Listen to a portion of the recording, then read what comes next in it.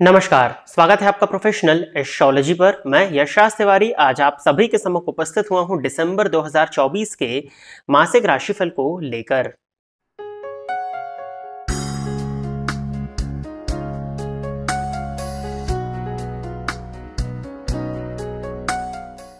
आज के इस राशिफल के कार्यक्रम में हम चर्चा करने जा रहे हैं कि आपके लिए ये दिसंबर 2024 का मंथ, जो कि इस ईयर का लास्ट मंथ होने वाला है, कैसा जाने वाला है, क्या लाभ और क्या हानि आपको इस मंथ में देखने में मिलने वाली है। साथ ही साथ इस मंथ में आपका करियर कैसा होगा, आपकी मैरिड लाइफ कैसी होगी, आपकी लव लाइफ कैसी होगी, क्या आप शादी करने के इच्छुक थे और आपकी शादी नहीं हो पा रही थी, क्या आपकी शादी इस मंथ में होगी या नहीं, शिक्षा के पॉइंट ऑफ व्यू से आपके मंथ कैसा रहने वाला है, साथ ही साथ स्वास्थ्य के पॉइंट ऑफ व्यू से और जीवन के विभिन्न पहलुओं पर हम आज के इस कार्यक्रम में चर्चा करने जा रहे हैं। जैसा कि आप सभी दर्शक इतने लंबे समय से इस राशिफल के कार्यक्रम को देख रहे हैं, तो आप जानते ही हैं कि ये जो राशिफल का कार्यक्रम होता है ये गोचर की कंडीशन के अकॉर्डिंग होता है, और गोचर जो है वो मौसम की तरह होता है, यानी कि डिपेंड करता है आपकी जन्म कुंडली की प्लैनेटरी पोजीशन पर। यदि आप अपनी पर्सनल जन्म कुंडली का अध्ययन कराना चाहते हैं तो इस वीडियो पर जो नंबर फ्लैश हो रहे हैं उन पर एक बार कॉन्टैक्ट व्हाट्सएप के माध्यम से अवश्य ही कर लीजिएगा। सबसे पहले मैं आपको बता देता हूं कि इस मंथ में किन ग्रहों का गोचर परिवर्तन होने वाला है। तो हर मंथ की तरह सूर्य इस मंथ में 15 दिसंबर 2024 को धनु राशि में प्रवेश करने वाले हैं। शुक्र मकर राशि में 2 दिसंबर 2024 के दिन प्रवेश करेंगे और 28 दिसंबर को कुंभ राशि में प्रवेश कर जाएंगे। मंगल वर्तमान समय में कर्क राशि में अपनी नीच राशि में चल रहे हैं और ये 7 दिसंबर 2024 को शाम के समय पर वक्री हो जाएंगे, जो कि नीच राशि में वक्री होने के चलते उच्च के समान फल देना प्रारंभ कर देंगे। और बुध अभी वृश्चिक राशि में वक्री अवस्था में चल रहे हैं, तो 16 दिसंबर 2024 के दिन मार्गी होने जा रहे हैं। इन्हीं ग्रहों की गोचर की प्लेसमेंट के अनुसार आपका आज का राशिफल का कार्यक्रम होने वाला है। यदि आप इस कार्यक्रम को देखते हैं और इस कार्यक्रम के माध्यम से आपका कुछ भी लाभ होता है तो आप इस वीडियो को लाइक करें, साथ ही साथ इस चैनल को सब्सक्राइब करें, ताकि इन फ्यूचर जो भी कंटेंट मेरे द्वारा इस चैनल पर अपलोड किया जाता है उसका नोटिफिकेशन आपको मिलता रहे। यदि इस कार्यक्रम के माध्यम से आपका कुछ भी लाभ होता है तो आप इस वीडियो को ज्यादा से ज्यादा लोगों के साथ में शेयर करें, ताकि और भी लोगों का लाभ हो और उसका माध्यम आप सभी दर्शक बने।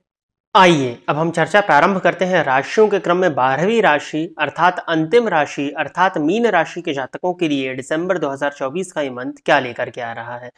मीन राशि के जातकों के लिए यदि हम देखते हैं तो पंचम भाव में उनके भाग्येश मंगल की उपस्थिति है, जो कि नीच राशि में संचरण कर रहे हैं। अब 7 दिसंबर के बाद में ये मंगल पंचम भाव में ही वक्री हो जाएंगे। तो जब भी कोई ग्रह नीच राशि में वक्री होता है तो उच्च के समान फल देता है। अब मीन राशि के जातकों के लिए धन भाव के स्वामी और भाग्य भाव के स्वामी बने हुए मंगल जब पंचम भाव में गोचर करते हुए उच्च के समान फल देंगे, तो ये आपके जीवन काल में कई नई पॉजिटिविटीज को लेकर के आने वाले हैं। पंचम भाव से आपकी बुद्धि का, आपकी विद्या का, आपकी शिक्षा का विचार किया जाता है, आपके ज्ञान का विचार किया जाता है, आपके स्किल सेट का विचार किया जाता है। कहीं ना कहीं पढ़ाई इत्यादि में मन, अगर शिक्षा के पॉइंट ऑफ व्यू से हम देखते हैं तो पढ़ाई इत्यादि में मन यदि आपका नहीं लग रहा था तो वो लगना प्रारंभ हो जाएगा। कम समय में आप ज्यादा चीजों को सीख सकेंगे। बहुत लंबे समय से जो आपके काम रुक रहे थे उन कामों में गति आ जाएगी, और जो आपको आपके भाग्य का साथ नहीं मिल पा रहा था इस मंथ में आप देखेंगे कि आपको आपके रुके हुए भाग्य का साथ मिलना प्रारंभ हो गया है। मंगल की दृष्टि अष्टम भाव पर होगी, 11वें घर पर होगी और 12वें भाव पर होगी। मंगल की दृष्टि अष्टम भाव पर पड़ने के चलते गुप्त विद्याओं के प्रति आपकी रुचि बढ़ सकती है, तंत्र मंत्र ज्योतिष इत्यादि में रुचि आपकी बढ़ सकती है। ठीक है, ऑकल्ट साइंस से जुड़े हुए थे तो आपके लिए समय फेवरेबल होगा। रिसर्च की फील्ड के अगर आप विद्यार्थी हैं, रिसर्च की फील्ड में यदि आप काम करते हैं तो ये गोचर आपके लिए फेवरेबल दिखाई पड़ता है। मंगल की दृष्टि लाभ स्थान पर होगी, जो कि भाग्येश है और उच्च के समान फल दे रहे हैं, धन भाव के भी मालिक होते हैं, तो महाधनी योग की तरह ये फल देगा। धन आगमन के सोर्सेज बढ़ने वाले हैं, इनकम के एक से अधिक मार्ग आपको देखने में मिलेंगे और बड़े धन का लाभ भी आप इस मंथ में एक्सपेक्ट कर सकते हो, क्योंकि मंगल की दृष्टि 11वें भाव पर पड़ रही है।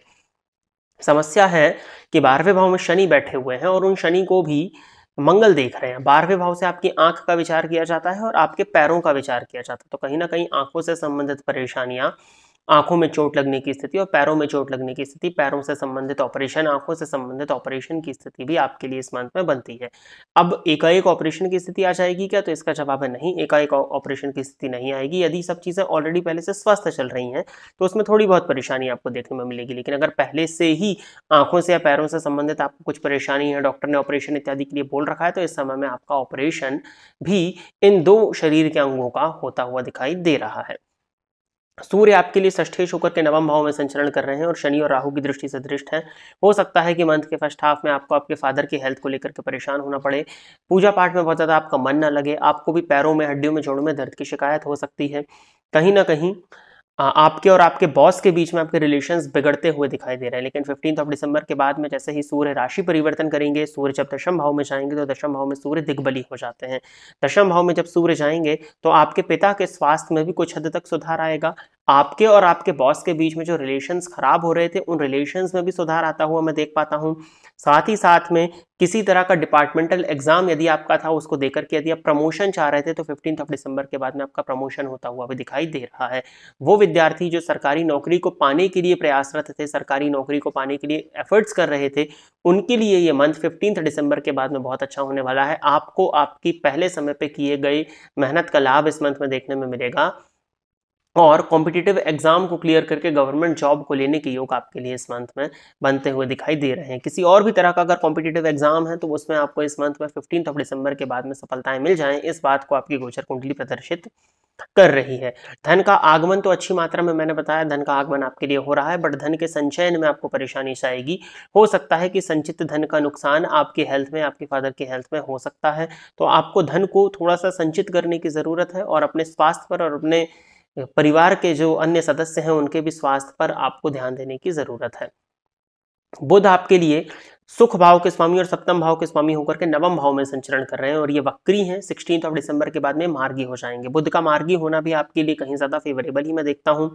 सुख के स्वामी भाग्य भाव में है तो आपको आपके सुखों में वृद्धि की प्राप्ति कराएंगे। जब ये मार्गी हो जाएंगे तो भूमि भवन और वाहन का लाभ आपको देखने में मिलेगा। माता के स्वास्थ्य में यदि परेशानी आ रही थी तो उसमें कमी आ जाएगी और आपके सुख सुविधाओं में वृद्धि होगी। अगर आपका चित्त, आपका थोड़ा मन अशांत था तो उस मानसिक अशांति में भी कमी आते हुए दिखाई दे रही है।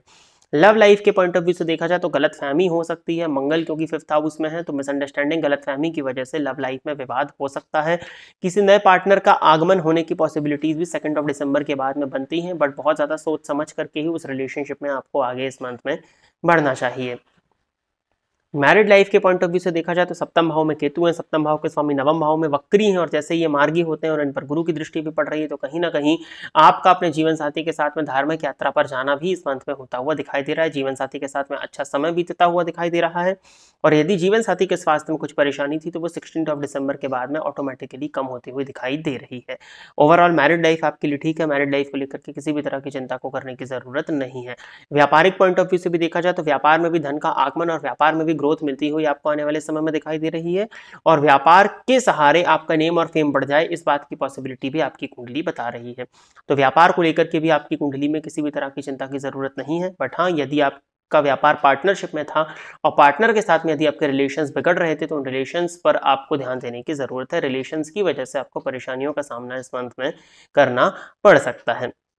बाकी कोई बहुत ज़्यादा परेशानी मीन राशि के जातकों के लिए नहीं है। कंफ्यूजन की स्थिति यदि बनी हुई थी तो वो 16 दिसंबर के बाद में कम हो जाएगी। उपाय के तौर पर आपको पूर्णिमा का व्रत करना है। ओम नमः शिवाय इस मंत्र का आप जाप कर सकते हैं या ओम चंद्रमसे नमः इस मंत्र का आपको नित्य एक माला जाप करना चाहिए।